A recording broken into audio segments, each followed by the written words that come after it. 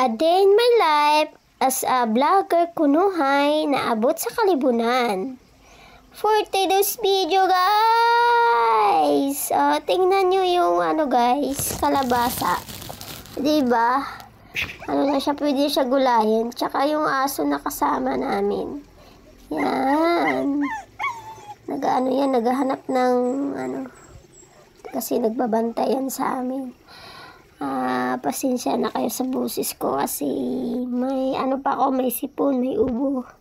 Pero wala na yung lagnat. Yan, yung aso namin, nagmasyal sa kalibunan. Sa ng kalabasa. Yan, puro kalabasa. Tapos may mga mais doon. Mais, kamanting, kasaba. Yan. Then, ito pa yung mga kalabasa kasi, nag-harvest sila ng kalabasa ngayon guys. Kaya, pumunta kami dito sa, sa bukid. Yan, yung mga kalabasa. Diba? Fresh na fresh. Pati yung mga kamanting. Yan. Pababa pala siya guys. Tapos yung mga mais nandun sa taas.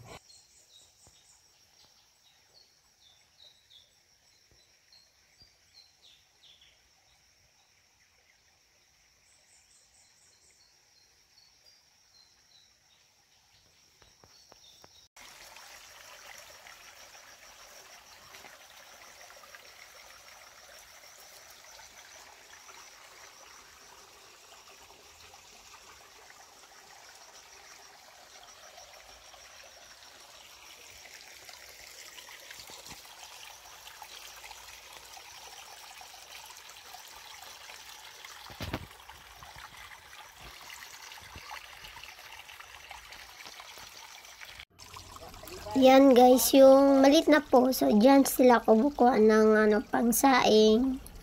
Pero pang inom hindi. Bumibili. Or ng yung may water talaga na pwedeng inumin. Parang di ko na kaya mag-voice over. Ang pangit ang boses. Pangit pa, mas pumangit pa yung boses. Parang ang ingay pakinggan. Yung labuyo, yan, manghang yan, sobra. Siguro hindi na ako magbo-voice over. Dito na iwan. Parang dito na lang, bahala na kayo manood dyan. At ito pala yung kalabasa na na-harvest. Ang dami.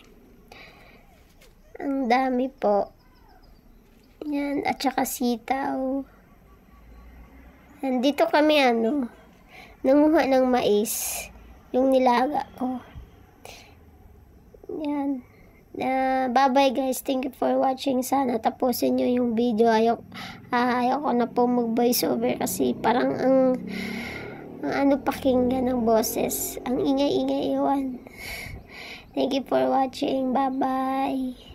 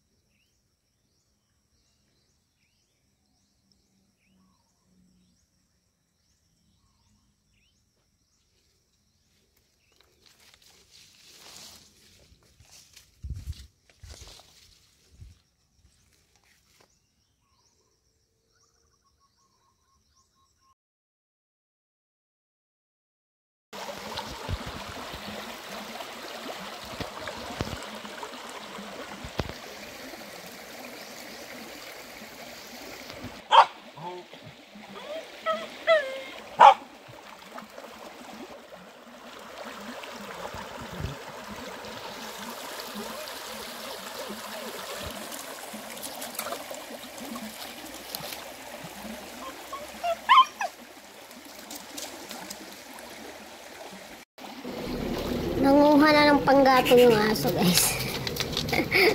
Nakakatawa.